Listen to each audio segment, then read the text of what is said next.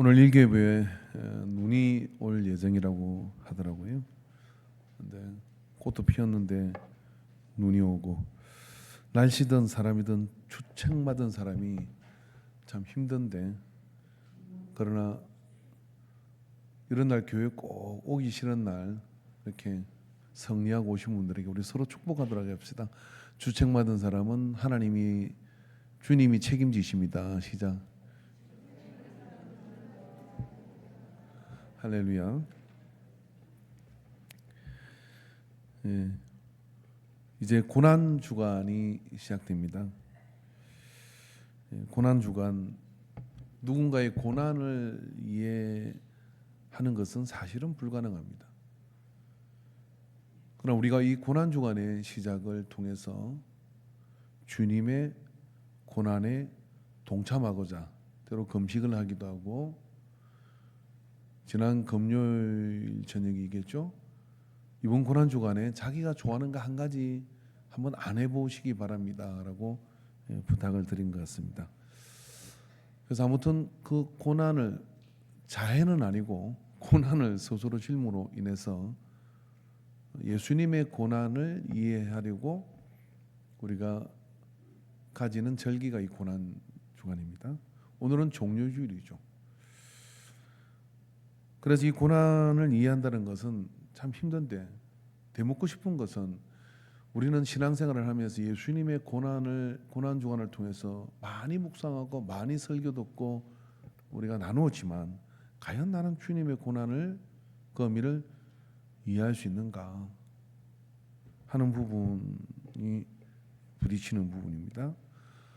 정확히 안식을 지난 다음에 오늘 일요일, 주일날 예수님은 여리고 쪽에서 올라오셔서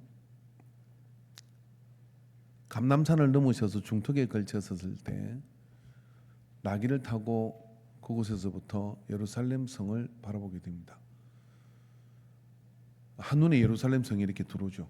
우리 성지 순례를 가신 분은 다 보시겠지만은, 그 예루살렘 성을 보고 예루살렘아 예루살렘아, 암탉이 병아리를 품을 것처럼 몇 번이나 너희들을 품으려고 한 것이 얼마나 많았냐라고 탄식하는 말씀을 하셔요.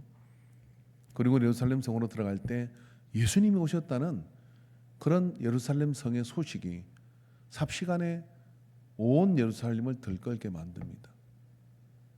그래서 초라하게 나귀를 타고 입성하시는데, 거기에 있는 성에 있는 많은 사람들이 종려나무 가지를 들고 나와서 흔들며 겉옷을 벗어서 길에 펴며 그가 지나가는 길에 호산나 주의 이름으로 오시는 이여 하며 외치며 그렇게 영광을 돌립니다. 이것은 명백하게 왕의 입성의 모습이었습니다. 왕이 전쟁에 나가서 승리하고 돌아올 때 그 성에 있는 사람들은 안전을 보장받으며 그런 개성 장군으로서, 그런 왕으로서 입성을 할 때 나타내는 모습이었습니다. 예루살렘에는 종려나무가 없습니다. 그 종려나무 가지는 사람의 키 정도 되는 더 큰 그런 가지인데, 그것은 여리고 지역으로 해발 적어도 700m는 더 내려가야 있는 자생하는 나무입니다. 그 가지를 쓰는 이유는, 그게 예루살렘 성에 있는 이유는 지붕재로 쓰기 때문에 그래요. 1년에 2mm도 채 비가 오지 않기 때문에 지붕을 그걸로 걸쳐놓아도 햇살만 피하면 되는 것이었습니다. 그런 지붕재를 쓰던 사람들은 로마식 주택에 살던 귀족들이나 또 기득권을 가지고 있는 건세자들은 그런 지붕재를 쓰지 않습니다. 예루살렘 성에 나귀를 타고 입성하신 예수님 옆에 놓은 사람들은 추정 끝에 그러므로 굉장히 힘들고 어렵게 살던 사람들이었다고 보는 거예요. 왜냐하면 그 시대에 희망이 없었기 때문에 그런 것이죠. 그래서 종려나무 가지를 들고 나와서 저가 모든 걸 바꾸시겠구나, 저가 로마로부터 우리를 독립시킬 뿐만 아니라 저 거짓 종교 지도자들을 내몰고 새로운 하나님의 말씀과 은혜로 3년의 공생애를 사는 동안에 몇 번의 예루살렘 방문을 통해서 그에 대한 모든 그런 어떤 소문들을 통해서 저가 드디어 예루살렘 성으로 와서 뭔가 하시나 보다라고 생각하고 환호성을 질렀던 겁니다. 그러나 단 6일 만에 그 환호성은 이렇게 바뀝니다. 저를 십자가에 못 박아라. 그렇게 외치는 외침으로 바뀌게 되죠. 예수님은 이걸 모르셨을까요? 예수님은 이걸 아십니다. 누가복음 18장 31절 34절에 보면은 예수께서 12 제자를 데리시고 이르시되 보라 우리가 예루살렘으로 올라가노니 선지자들을 통하여 기록된 모든 것이 인자에게 응하리라. 인자가 이방인에게 넘어져 희롱을 당하고 능욕을 당하고 침뱉음을 당하겠으며 그들은 채찍질하고 그를 죽일 것이나 그는 3일 만에 살아나리라 하시니 제자들이 이것을 하나도 깨닫지 못하였으니 그 말씀을 감춰줬으므로 그들이 그 이르신 바를 알지 못하였더라. 예수를 따르는 사람들 12명의 제자 그리고 120명의 문도들 그리고 그 떡을 먹었던 수많은 사람들은 예수님께서 예루살렘으로 올라갈 때 드디어 이렇게 생각합니다. 어떻게 생각하느냐? 제가 이제 중앙 무대로 나가시는구나. 제가 이제 이 이스라엘을 바꾸기 위해서 그 중심으로 나가시는구나. 그리고 서로 이렇게 논하죠. 예수님이 한 자리 이제 모든 권한을 가지게 되면 나는 오른쪽, 나는 왼쪽 그러면 치맛바람을 일으키며 건세의 자리에 누가 앉을 것이냐를 논하게 됩니다. 예수님이 우려하던 바가 제자들 속에 술렁이기 시작하죠. 그런 예수님께서 예루살렘에 들어갈 때 사람들이 환호하고 그리고 종려나무 가지를 들고 나오고 이제 다 됐다 싶었을 거예요. 그런데 예수님께서는 정확히 6일 후에 이 모든 외침이 바뀔 거란 것을 이미 익히 알고 계셔요. 작정하고 예루살렘으로 올라가죠. 뭘 작정했겠습니까? 고난을 작정한 겁니다. 왜? 그런 고난을 치료해야 하는 것일까요? 고난을 작정하고 올라가셔서 주일 예루살렘 성으로 입성하고 월요일 성전에 가서 외칩니다. 내 아버지 집은 만민이 기도하는 집인데 누가 도적의 소굴로 만들었느냐? 노끈으로 채찍을 말아들어 장사하는 자들의 상을 둘러엎고 거기에 있는 짐승들을 쫓아내고 그렇게 폭탄 선언을 하게 되는 거예요. 여러분 그 2000년 전 성전은 희한한 게 바리새인과 사두인과 제사장 무리들은 레인들은 절대 서로 합의하는 바가 없습니다. 근데 딱 하나 성전에서 합의를 이루게 됩니다. 성전을 통해서 수익을 창출하고 돈을 훔치고 이익을 탐하고 한전 한패를 해가지고 거기서 환율 차익을 얻고 기가 막히게 그곳에서 이 성전이 마치 서로가 이익을 주고받는 카르텔이 존재하고 있었던 거예요. 그건 아무도 건드리면 안 됩니다. 그걸 건드리는 순간 어떤 일이 벌어지냐면 영린이 일어나게 되는 것이죠. 예수님이 이 고난을 알고 계셔요. 그걸 건드리지 않고는 하나님을 믿는 신앙이 회복되지 않는다는 걸 알고 있습니다. 그래서 예수님께서는 그곳에 가서 폭탄 선언을 한 겁니다. 누가 도적의 소굴로 만든 누구겠습니까? 제사장입니까? 맞습니다. 사두개인 그 성전을 통해서 행정적 조치를 하던 사람들이 침묵하고 거기서 이익을 얻어냈습니다. 바리새인들 종교의 그런 신앙의 그런 겉옷을 입고서 철저하게 자기들 기득권을 챙겼습니다. 희한한 게 나쁜 짓 하는 데는 서로가 소통하고 있었던 거예요. 그렇게 해서 그곳에 성전에서 모든 것이 이루어지는 것을 보신 거죠. 그리고 그 성전을 둘러엎어요. 그건 예수님 혼자 할 수 있는 일이 아니죠. 그렇다고 안 합니까? 그래서 예수님께서는 예루살렘으로 올라가시며 고난을 작정한 거예요. 그곳에 가셔서 예수님께서는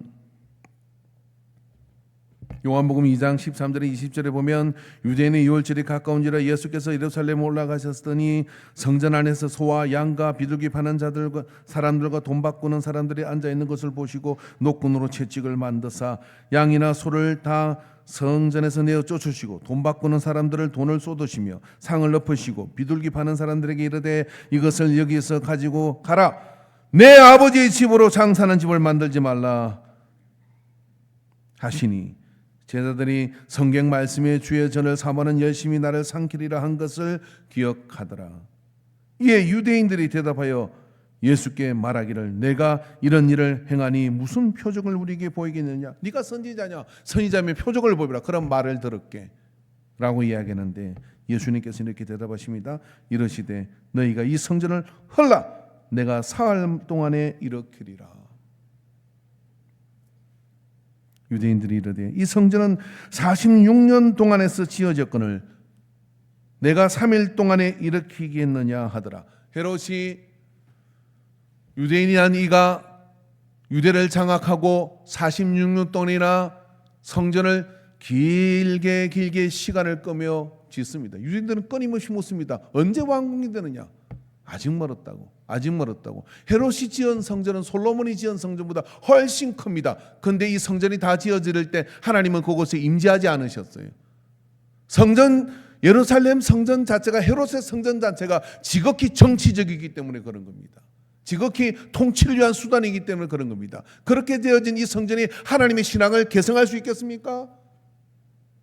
도덕제가 덜 끓는 카르텔이 집중하게 되는 거죠. 하나님의 아들이신 예수님이 이걸 용납할 수가 없었던 거죠. 그리고 이렇게 말씀하는 겁니다. 이 성전을 갈아엎어버리고 교회 시대를 여시겠다고 예수님이 선포했으니 예수님이 살아남을 수 있겠습니까? 사람마다 건들지 말아야 될 것들이 있죠. 그걸 건드는 순간 죽을 수 있겠구나 라고 생각해야 될 부분들이 있습니다. 교권과 이익 집단으로 뭉쳐있는 이곳에 예수님께서 성전을 건드려 버렸어요. 오늘 본문에서처럼 이렇게 얘기합니다. 그때부터 어떻게 하느냐면 전에 갈릴리에서 병자를 치유하고 말씀을 전하고 그리고 또 그런 걸 할 때는 그냥 냅둬 저러다가 사라질 거야 라고 생각했어요. 기득권들은. 근데 성전을 둘러놓는 순간 이거 냅두면 우리 손해보겠는데 그때 어떻게 죽일까를 그때부터 작정을 하고 연합을 하고 도모를 해서 사두개인 바리새인 제사장 일치 단결해 가지고 예수님을 잡아 죽일 공리를 합니다. 예수님이 이걸 몰랐었겠습니까? 죽으려고 하시는 겁니다. 죽어도 해야 될 일이 있기 때문에. 그래서 예수님께서 성전에 가서 도적의 소굴로 만들었다고 선포하신 거예요. 그 당시 집정관이었던 빌라도는 예수에게서 도대체 죽일 죄를 찾을 수 없다고 이야기합니다. 그가 재판장입니다. 나는 이 사람에게 죽을 만한 이 사람에게 죄를 찾지 못하겠다고 이야기하고 세숫대야를 갖다가 물을 받아가 손을 씻으면 나는 이 피해에 대해서 깨끗하다고 이야기를 합니다. 유월절에 명절에 간섭상 죄인 하나를 풀어주는 간섭이 있는데 그 백성들은 이렇게 외칩니다. 예수를 풀어주자. 그는 죄가 없는 것 같은데 그렇게 이야기하니까 바라바를 달라고 얘기합니다. 바라바는 산일자요, 강도요, 자기 마음대로 사는 사람이요, 죄인 중에 딱 드러난 흉악한 죄인이라 감옥에 갇혀 있는 사람입니다. 근데 그를 풀어주라고 이야기를 하는 거예요. 그리고 그 핏값은 우리가 받겠다고 얘기를 합니다. 여러분 역사를 똑바로 보십시오. 유대인들이 그로부터 이제 추방 명령을 받게 되고요. 그리고 1900년 넘는 동안 전 세계를 떠돌게 돼요. 이스라엘 나라 자체가 지워져 버렸습니다.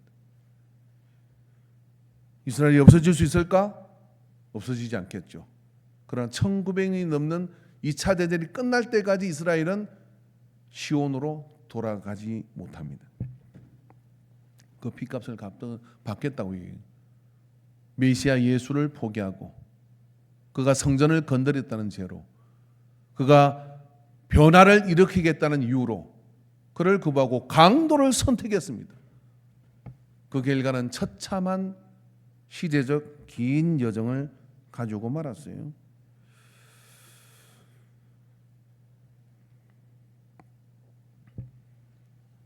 예수님은 작정하고 그것으로 갔습니다. 여러분, 이 고난 주간에 제가 왜 이런 설교를 하느냐면은 예수님은 성전을 갈아엎어서 하나님을 진실로 믿고 변화되는 교회 시대를 열려고 뭘 선택했냐면 고난과 죽음을 선택한 겁니다. 우리가 예수님을 믿고 신앙생활하며 해야 되고 원해야 하고 이루어야 될 것은 뭐냐면 변화입니다. 근데 그 변화가 왜 잘 일어나지 않아서 교회는 가짜를 자꾸 생산하느냐면은 고난을 감당할 생각이 없어요. 고난을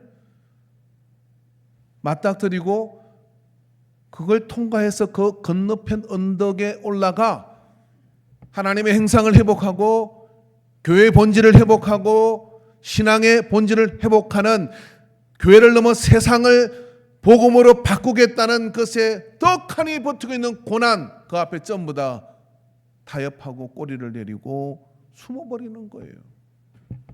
그게 예수님과 우리의 차이입니다. 예수님은 그래, 그것 때문에 죽을 수 있겠지, 그것 때문에 고난을 당할 수 있겠지, 그러나 해야 할 일은 하잖아 하고 변화를 위한 고난을 직면한 것이죠. 변화를 위한 고난을 직면하지 않는 사람이 변화된 예가 없어요. 여러분, 우리는 매일매일 말씀과 복음으로 변화될 때 신앙생활이 즐거워지고 기뻐집니다. 기뻐지면 열매를 맺게 되고요, 거룩한 영향력이 나타나기 시작하고요, 그래서 교회는 더 부흥을 하게 되고 세상은 바뀌어가는 거예요. 근데 고난에 대한 생각은 뒤로 접어버립니다. 그래서 우리는 병원에 가도 마취 주사를 낫는 병원에 가서 수술받기는 하지 그래도 겁은 나더라고요. 치과 의사가 이를 뽑을 때 이렇게 하잖아요. 신경치료하는데 전혀 아프지 않습니다. 그건 지 생각이고 바늘을 잇몸에 꼽는 순간부터 공포가 치려고요. 그 다음에 그라인더가 돌아가고 뭘 땡기는지 아이고 잘 안 빠지는데 가는 다른 거 좀 줘봐 해가지고 갈아내고 땡기고 심리적 공포가 몰려옵니다. 아무리 마취 주사를 맞아도요, 고통이 없고 고난이 없는 회복과 변화는 없습니다. 새빨간 거짓말이. 변화를 원한다 그러면 고난을 직면해야 되는 겁니다. 예수님께서는 그 변화를 위해 직면하신 것이죠. 주의사항이 있습니다. 예수님은 빛으로 오셔서 이 왔지만은 어둠에 왔지만 어둠이 빛을 깨닫지 못하더라는 말씀처럼 세상이 이해받지 못할 것을 눈누에 걸쳐서 말씀하십니다. 피리를 불어도 춤을 추지 않고 곡을 하여도 울지 않는 이 시대를 내가 무엇으로 비교할 거라고 탄식하셨어요. 무감각, 무의미에 가득 차 있는 세상이죠. 예수님께서 오시면서 외치기 시작하시는 거예요. 외치다 예루살렘에 가가지고 누가 이 아름다운 성전을 도적의 소굴로 만들었냐고 외치는 순간 큰일 날 일이 벌어졌습니다. 무슨 일이 벌어진지 압니까? 여러분, 세상에서요, 세상에 여러분 잠든 사람을 깨우는 것 여러분 위험한 일입니다. 한번 물어보십시오. 자는 사람, 예배 시간 옆에 있는 자는 사람은 절대 깨우지 마세요. 깨우는 순간 은혜는 고소하고 그 사람 눈떠가 은혜 받을 것 같습니까? 짜증 나가지고 하니까 그냥 푹 재우세요. 깨우는 순간 나도 은혜 못 먹고 그 사람도 은혜 못 먹고 가다가 집에 가다 싸웁니다. 경험 있으시구나. 더 위험한 건 뭔지 아십니까? 그래도 자는 사람은 깨워놓으면 깨워가지고 정신 좀 차리고 이러다가 은혜를 받는 수가 있어요. 그래 깨워줘서 고맙다 이러잖아요. 학교 관련해서 깨워보세요. 막 짜증 내잖아요. 그리고 나중에 그래서 다음날 안 깨웠더니 왜 안 깨웠냐고 짜증을 내요. 한장해요. 근데 가장 위험한 사람이 이 사람입니다. 절대 못 깨우는 사람이 있습니다. 자는 척하는 사람. 그 사람 어떻게 깨워요? 그냥 잠이 와서 자는 게 아니라 알고도 자는 거야. 네 소리 듣기 싫으니까 가만히 있어 자는 거야. 한장해요. 그 사람을 깨우잖아요. 저는 안 깨웁니다. 계속 자는 척해라. 그러고 싶어요. 근데 자는 척하는 사람을 깨우면 무슨 일이 벌어지면 이런 일이 벌어져요. 여러분, 제사장, 사두개인, 바리새인들 모두가 이 성전이 잘못됐다는 걸 알아요. 매일 하나님의 말씀으로 사는 사람입니다. 성전은 내 집은 기도하는 집이다. 내 아버지는 기도하는 집은 이사야에 있는 말씀이잖아요. 만민이 기도하는 집이라고 다 알아요. 근데 거기다가 알고도 어떡하냐면 도적의 소굴을 만들어서 돈의 이익을 탐하는 곳을 만들어서 그렇게 만드는 사람이 모르고 이러는 것 같습니까? 아니까 더 훔쳐먹어요. 그들이 법을 가졌고 그들이 질서를 잡았고 그들이 모든 걸 장악했기 때문에 어쩝니까? 누구도 여기에 뭔 딴소리를 할 수가 없어. 이게 성전에서 일어나고 있는 일이었어요. 근데 그 사람들을 깨웠잖아요. 어떻게 되는 줄 압니까? 깨우는 사람을 조용히 잠재우고 죽입니다. 반드시 죽입니다. 역사적 모든 상황이 그랬어요. 그래서 자는 척하는 사람은 깨우는 게 아니에요. 근데 주님은 깨우셨습니다. 그냥 깨운 게 아니라 오늘 6일 동안에 예수님은 예루살렘에 있는 동안에 매일 성전에 가, 매일 겟세마네로 가요. 습관을 쫓아 겟세마네 갔다 그러잖아요. 갈릴리인들 사전도 무슨 그런 습관이 있습니까? 6일 동안 있는 동안에 밤에는 겟세마네 가서 기도하고 예루살렘 성전을 바라보고 기도하고 낮에는 성전에 와가지고 외치시고 네가 자든 말든 때를 얻든지 못든지 막 전하는 거예요. 그렇게 외치니까 어떻게 되겠습니까? 점점 그 외침은 커지거든요. 꼭 죽여야 돼. 반드시 죽여야 돼. 원수들끼리 서로 연합을 해요. 그래가지고 예수님을 십자가에 희한한 게 재판관은 죄가 없다고 얘기하는데 그를 십자가에 못 달아 죽입니다. 그런 일이 이곳에 벌어졌어요. 우리는 이 고난 중환을 통해서 우리는 뭘 봐야 하는 것이냐면은 나는 주님이 왜 고난을 당하시냐면 교회를 세우시려고 고난을 당하시는 거예요. 여러분, 그 교회는 우리의 마음 안에 있습니다. 너희가 거룩한 성전이라 그랬잖아요. 성령이 가는 집이란 말이에요. 그러면 2000년 전 주님은 십자가를 지고 값을 다 씹으시고 우리에게 성령이 임하셔서 교회를 주셨습니다. 그 교회가 내 마음까지 와서 세워지기까지는요, 고난을 통과해야 됩니다. 거부에 부딪힐 겁니다. 여러 상황에 직면하게 될 거예요. 그렇지만 그러한 고난을 감내하고 지금 이 순간에도 그걸 뚫고 예배 나온 분이 계실 겁니다. 그리고 또 그 고난을 이기지 못하여 이 자리에 있지 못하는 분도 있을 겁니다. 매주가 저는 목사로서 여러분의 상황, 예배 직전까지도 누가 어떻게 다쳤습니다, 뭐 했습니다, 이런 이야기를 듣고 이 자리에 올라섭니다. 영적 전쟁입니다. 그런 전쟁 가운데 이 예배를 지켜내는 것 고귀한 일이고요. 더더군다나 우리의 마음속에서 이러한 변화를 이루기 위해서는 여러분이 고난을 각오하고 나아가야 그걸 이루실 수가 있습니다. 디모데후서 4장 2절에서 5절에 너는 말씀을 전파하라. 때를 얻든지 못 얻든지 항상 힘써라. 범사에 오래 참음과 가르침으로 경책하여 경계하며 권하라. 때가 이르르니 사람들이 바른 교훈을 받지 아니하며 귀가 가리워져서 자기의 사욕을 따를 서성을 많이 두고 또 그 길을 진리에서 돌이켜 헛되는 이야기를 따르리라. 그러나 너는 모든 일에 신중하여 고난을 받으며 전도의 일을 하며 직무를 다하라. 전도의 일을 하며 직무를 다하라. 신중히 행하라. 근데 여기 빠지지 않는 게 뭐냐면 고난을 받으며. 전하는 자는 고난을 작정해야 전할 수 있습니다. 어쩔 수 없어요. 그걸 외치다가 가는 것이 그리스도인의 삶이고 사명자입니다.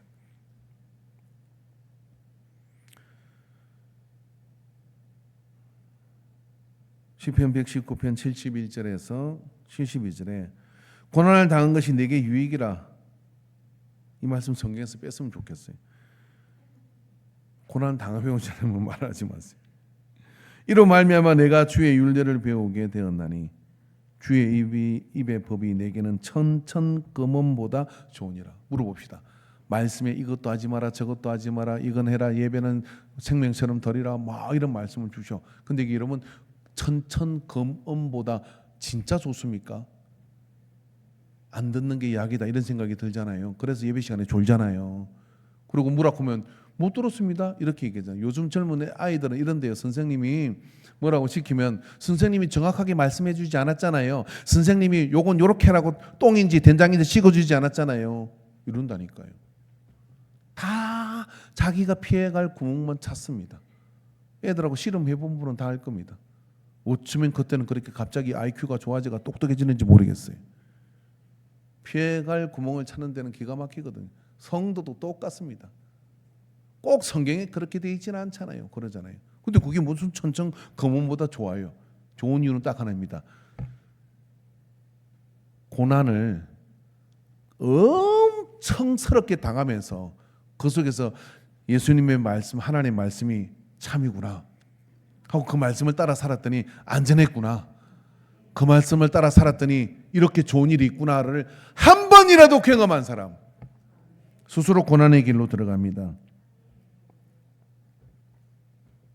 그래서 여러분, 우리가 은혜를 받는, 그래서 변화되는 길은 예수님께서 이렇게 말씀하셨어요. 마태복음 7장 13절에 14절의 말씀 읽읍시다. 시작. 좁은 문으로 들어가라. 멸망으로 인도하는 문은 크고 그 길이 넓은 그리로 들어가는 자가 많고 생명으로 인도하는 문은 좁고 그 길이 협착하여 찾는 자가 적음이라. 그러니까 고난을 선택해라라고 얘기하는 거예요. 고난을 선택하고 좁은 문으로 들어가는 걸 선택해라. 제가 보건대요, 바보스럽게 고난을 선택하는 사람들은 그런 사람치고 잘못된 사람이 없어요. 설령 그 사람이 죽고 없어도요, 그 사람이 해놓은 그 고난의 흔적이 그 뒤에 가는 사람들에게는요 단단한 발판이 됩니다. 여기 여러분 의료보험 제도 혜택 안 보는 사람 아무도 없잖아요. 전 세계 대한민국이 의료보험 제도는 최고입니다. 지금은 이제 그게 점점 시도 때도 돼서 감기약 처음 먹고 막 맨날 그러니까 의료보험비가 많아져 가지고 부담이 엄청 국민 각각에게 커지지만 그 제도를 만든 분이 장로님이셔요. 그런 거 생각도 못하던 시절에 이분이 정부의 일을 하고 그렇게 했었는데 어떻게 돈이 없어서 치료 한번 못 받아보고 죽냐.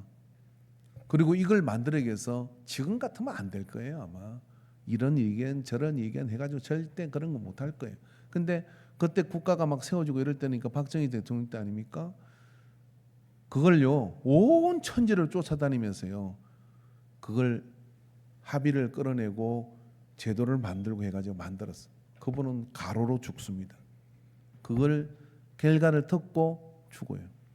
효선하셨죠. 그리스도인의 양심으로서 내가 이거는 꼭 해내야 되겠다. 뭐하러 그럽니까? 그 사람은 그 안에도 잘 사는 사람이라니까요. 그 장로님은. 근데 그걸 그렇게 해내. 그거 누가 해낸지도 모르고 우리는 척척 혜택 보고 이렇게 살잖아요. 그분은 그거 해내다가 가로로 죽어요. 거쳐냈죠. 요즘 방송에 그런 건 다루지 않더라고요. 옛날에는 KBS에서 다큐멘터리를 하면서 저도 아는 거예요. 그리고 마지막에 그게 이제 이루어졌다는 이야기를 들으면서 소천을 하게 돼요. 아, 얼마나 귀합니까? 근데 만약 그가 개인적 고난을 거부했다면 혜택은 누리지 못하는 거죠. 그런 일만 있겠습니까? 세상에는요 수도 없이 그런 일이 많은데 그 모든 사람들은요 고난을 감내하는 좁은 길에 선택을 했습니다. 우리 그리스도인 아닙니까? 그리스도인은 고난을 선택할 줄 알아야 돼. 개인의 변화도 마찬가지고요. 세상의 변화도 마찬가지고요. 고난을 선택하는 길, 이 좁은 길로 들어가는 것. 예수님께서는 이 고난 주간에 우리에게 세상을 어떻게 바꾸는지를 보여주신 겁니다. 두려워하지 마라. 그것 때문에 죽을 수도 있다. 그러나 세상은 이렇게 바뀌는 거야 라고 정면으로 성전 중앙으로 가셔서 잘못된 것을 잘못됐다라고 이야기하고 전쟁을 선포한 것이죠. 혼자 감당할 수 있는 전쟁입니다. 그것 때문에 생명을 줄 것을 작정을 했습니다. 작정하고 아시잖아요. 이방인들에게 몰려 길바닥에 내팽개쳐질 것이고 모욕을 당할 것이고 온갖 그런 수모를 당하게 될 것이다. 안다. 그러나 그 고난의 잔을 내가 마셔야 된다면 내가 마시겠다. 이게 예수님께서 고난 중간에 우리에게 보인 겁니다. 그 제자가 우리이고요. 너희도 그렇게 행하라고 한 것이 우리입니다. 땅끝까지 이르러 내 정인이 되라. 정인 그냥 됩니까? 몰매를 맞죠. 저 전라도 신암의 문중경 전사님은 매번 유서를 쓰고 다녔대요. 섬을 하나 건너가서 배가 닿지 않는 그곳에 물 들어오면 없어지는 그 길을 건너갔다가 가는데 어떨 때는 머리채를 잡히고 이기서 저기서 끌려다니게 되고 이 예수 믿는 귀신이 와가지고 우리 풍어를 못하게 한다고 그렇게 수모를 당하기도 하고 그렇게 매맞고 그렇게 옷을 홀랑 벗겨가지고 이 젊은 전사님을 여자 전사님을 그렇게 모욕을 주고 그러니까 그때 여러분 유튜브 뒤지면 다 나오잖아요. 그 간증을 했던 권사님들이 다 돌아가셨어요. 자기한테 친척인 자기한테 유서를 쓰고 내가 언제 잘못되면은 나는 이렇게 해라 라고 이렇게 유서를 항상 써주고 다녔다는 거예요. 왜 갑니까? 좁은 문으로 가라. 그리고 그 정도는 어떻게 됩니까? 모랭이 들면 교회고 그 섬에 온 100교회가 넘는 교회가 이 한 여자 전도사님의 고난의 길을 선택하고 생명을 건 그 길의 선택에 의해서 교회가 세워졌어요. 지금은 아니지만 불과 몇십 년 전만 가더라도 거기서 주일날 밥을 먹을 데가 없습니다. 다 문 닫습니다. 다 교회 다닙니다. 우리 학생들하고 가가지고 수련회를 2박 3일 했는데 민박집에 얻었는데 새벽 되니까 계속 잘 수가 없어요. 안 일어날 수가 없어요. 마을 해관 같은 거고 교회에서요.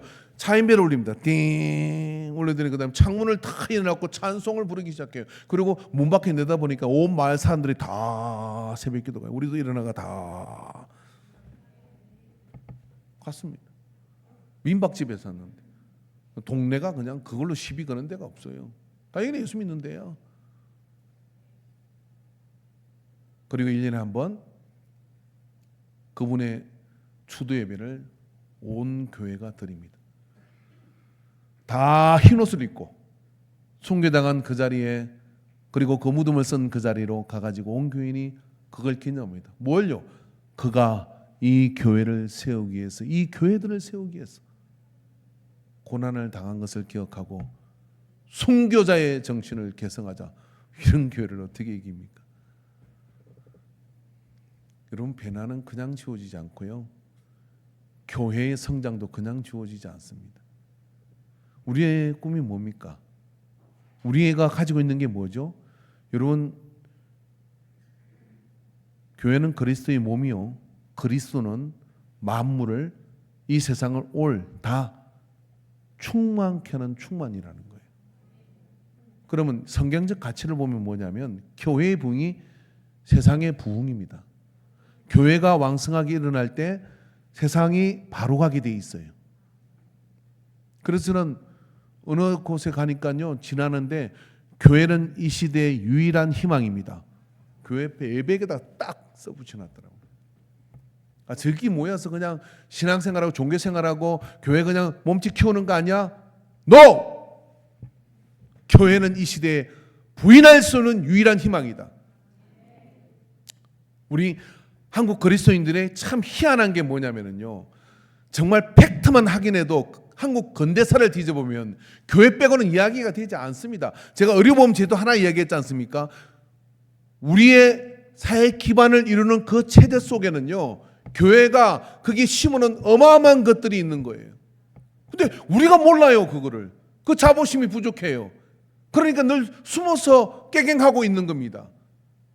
이런 교회 부흥이 대한민국을 또 한 번 업시켜서 가져갈 수 있는 유일한 희망이라는 걸 기억하십시오. 여러분, 세계 역사는 항상 바뀌어 왔습니다. 나라가 없어지기도 하고 생기기도 합니다.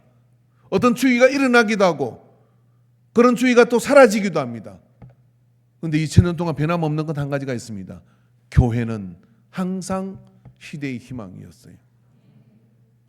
그에 대한 확신과 그에 대한 자부심과 긍지를 가질 때 고난을 두려워하지 않습니다.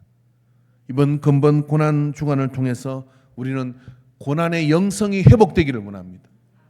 고난의 영성이 회복되어서 그 고난을 감내하고 내가 변화에 이를 것이다, 믿는 것처럼 믿다가 내가 하나님의 나라를 볼 것이라는 그런 마음과 긍지를 가지고 도전하시길 바랍니다. 이제는 자다가 깰 때요, 일어나 빛을 발할 때라고 선포하십시오. 때가 급합니다.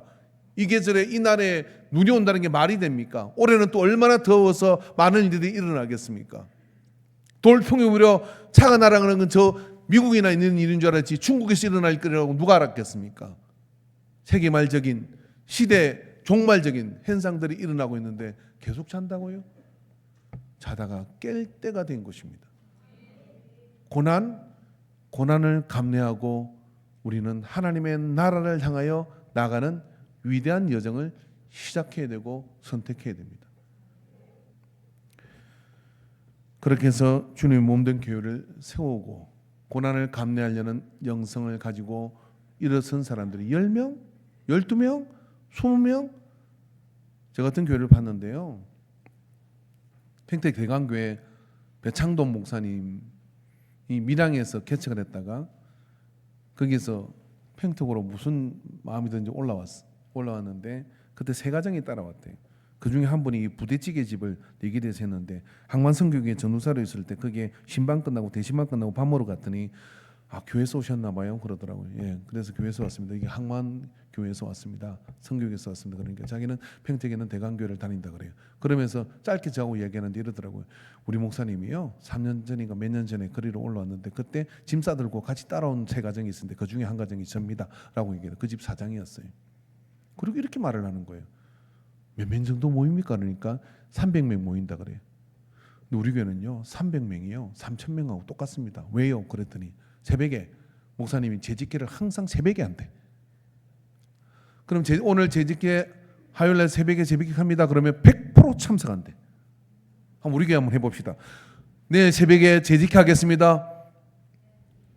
아멘 하신 분은 어차피 새벽기도 나오는 분이고. 그 교회가 지금 어떻게 됐습니까? 법원 앞에 건축을 하고 그때만 해도 판넬로 지어가지고 있던데 그래서 가봤어요. 제가 새벽기도를 가보니까 새벽기도 그때 한 100명 넘게만 오더라고요. 전도사 한 명도 없습니다. 평신도 사역을 다 합니다. 그래서 목사님들끼리 이럽니다. 배 목사님이 자기 혼자 다 해먹는다고. 훈련이 돼가지고요. 교회가 그렇게 움직이는데 은퇴하셨죠 이제. 고난을 감내하려는 마음을 가지니까요 교회 체질이 달라져요. 교회를 위해서 헌신하고 희생하는 게 이 세상을 바꾸는 유일한 길이다, 이 확신이 있는 거예요. 이 고난 주간에 고난의 영성을 회복하게 되기를 축원합니다. 그럼 뭐가 일어납니까? 복이 일어나요. 어떤 복이 일어나느냐? 일단 신앙생활이 재밌어요. 그날이 아니에요. 여러분 설교가 여러분 저하고 뭐 10년 20년 신앙생활 설교가 거슬지기 하고 솔직히 들립니까? 그래도 들리는 사람이 있어요. 그 사람은 어떤 사람이냐면 변화되고 있는 사람이에요. 이 꽃꽂이도 이렇잖아요. 여기서 보는 것, 여기서 보는 것, 여기서 보는 것. 여러분 여기서 보는 건 또 달라요. 근데 쥐가 안 변화돼. 맨날 거기 앉아서 공 보고서 뭐라 하냐면 지겹다고 이야기하는 거예요. 제가 좀 거친 표현을 써서 죄송합니다만은 잠든 사람은 깨우려면 가끔 소리도 질러야 돼.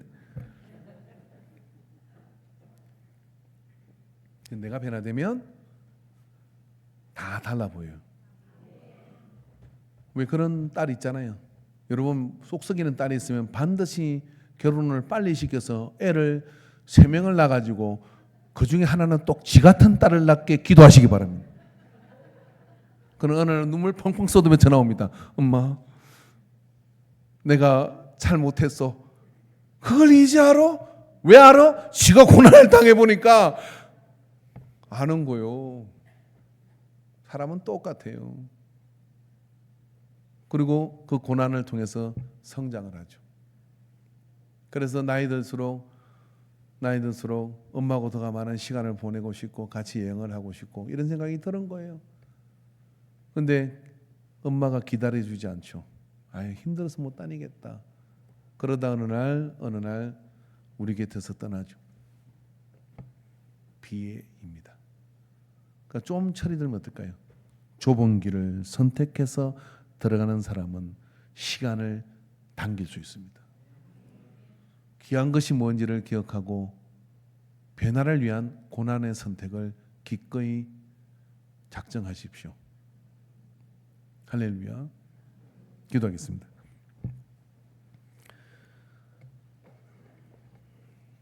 아버지, 이번 고난 주간에 고난의 구경꾼이 되지 않게 하시고 고난의 주체가 되어 주님 가신 그 길을